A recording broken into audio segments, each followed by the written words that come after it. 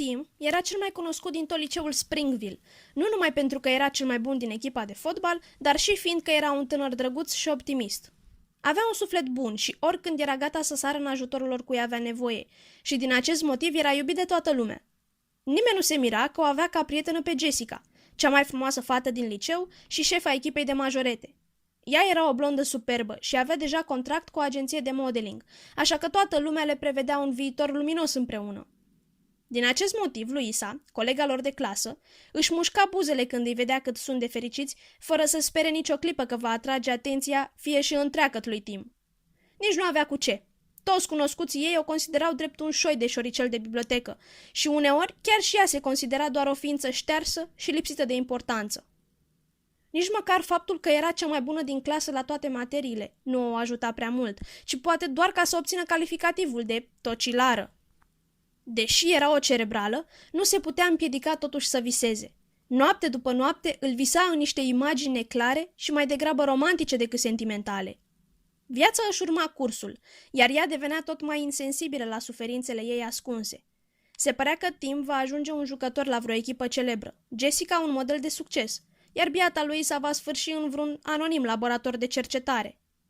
Viitorul părea așadar scris în astre și nimic nu părea că îl va putea schimba când vestea a căzut ca un trăsnet. Cu numai câteva luni înainte de sfârșitul ultimului an de liceu, Tim a început să se simtă rău și a fost nevoit să se interneze în spital pentru investigații medicale mai amănunțite. Analizele au durat destul de multă vreme și cum Tim era tot internat, viața în liceu a început să își urmeze cursul și să se obișnuiască fără prezența lui. Jessica a început să iasă cu alți băieți, iar echipa de fotbal, neînvinsă până atunci niciodată, a început să se obișnuiască cu umilințele aduse de o înfrângere una după alta. Numai Luisa își continua neabătută visele și se vedea într-o infirmieră loială care îngrija de Tim cu toată dragostea ei tainică. Odată cu externarea lui Tim s-au lămurit o mulțime de lucruri. El suferea de un cancer galopant care îi afecta rinichii.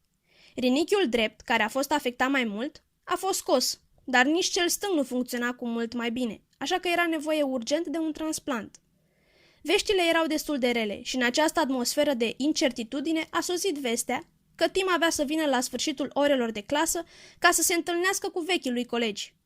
Directorul și câțiva profesori aveau să fie și ei prezenți. Deși după terminarea orelor de clasă nu știau cum să iasă mai repede din școală, de data asta toți au rămas la locurile lor și au făcut ochii mari când Tim a apărut într-un scaun cu rotile, împins de la spate de tatăl lui. Toți s-au cutremurat. Din băiatul care altădată pleznea de sănătate, nu mai rămăsese decât o palidă umbră. Avea pomeții obrajilor trași și de o culoare cenușie nesănătoasă, iar lumina ochilor era stinsă. A zâmbit obosit când a fost împins de tatălui lângă catedră și a privit ca și cum nu i-ar fi văzut. În ochii lui se citea suferința și poate nu atât suferința fizică cât faptul că era foarte conștient că viitorul lui, în care își pusese atâtea speranțe, era terminat. A intrat și directorul și câțiva profesori care s-au așezat în spatele lui ca pentru a-l proteja. După ce murmurele din clasă s-au potolit, directorul a început să vorbească. Dragi copii, a zis el, deși unii din clasă erau mai înalți ca el, din păcate am câteva vești teribile pentru voi. Cu acordul colegului vostru am să vi le comunic și vouă. Poate găsim împreună o cale să îl putem discuta. A privit sobru pentru clasa care l-asculta înmărmurită și a continuat. După cum ați aflat deja, Tim are o formă galopantă de cancer care i-a afectat rinichii.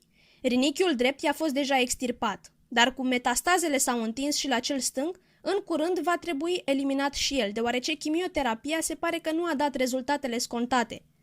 Problema este că dacă este eliminat, atunci Tim va deveni complet dependent de aparate pentru o dializă continuă, așa că singura soluție ar fi un transplant de rinichi și asta cât mai urgent. Fără îndoială, procedura normală a fost respectată și Tim a fost trecut pe lista de așteptare, numai că tare mi-e frică că donatorul la care sperăm se va ivi prea târziu. Privi iar spre elevi, ca și cum ar fi vrut să vadă dacă era ascultat cu atenție, dar cum toți ochii erau ațintiți spre el, continuă. Tim are nevoie urgentă de un rinichi pentru a supraviețui și din cauza asta m-a apelat la voi. Poate se găsește vreun donator. De obicei se apelează la familie în astfel de cazuri pentru a fi sigur că există compatibilitate, dar după cum știți, mama lui Tim este decedată, iar tatălui are doar un singur rinichi în urma unui accident. Nici măcar nu este nevoie ca donatorul să fie compatibil cu Tim, pentru că s-a înființat la nivel național un sistem care poate face schimb între donatori.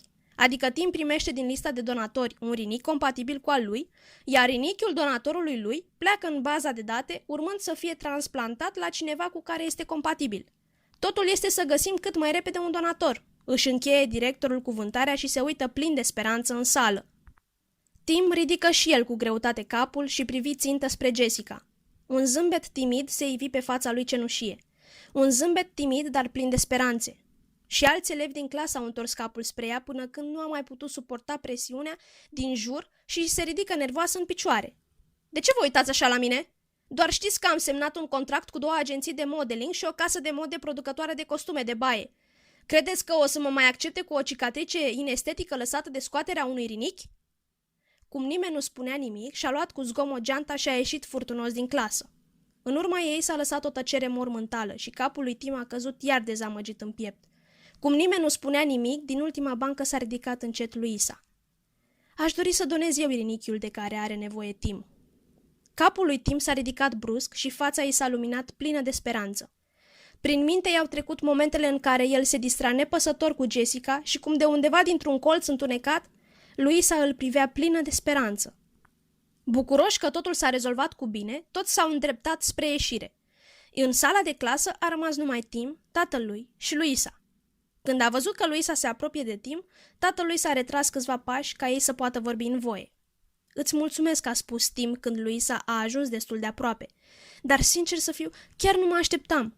Pot să mă revanșez în vreun fel? Nu e cazul, a zâmbit Luisa. Tot ce mi-aș dori ar fi ca rinichiul meu să fie direct compatibil cu al tău, în așa fel încât să știu că o bucățică din mine este în tine și îți va salva viața. Luisa, dacă scap cu viață, îți jur că... A început Tim să vorbească, dar Luisa i-a pus un deget pe buze și a început să împingă încet căruciorul spre ieșire. Era sigură că Tim va scăpa cu viață și mai era sigură că de acum va fi al ei și numai al ei.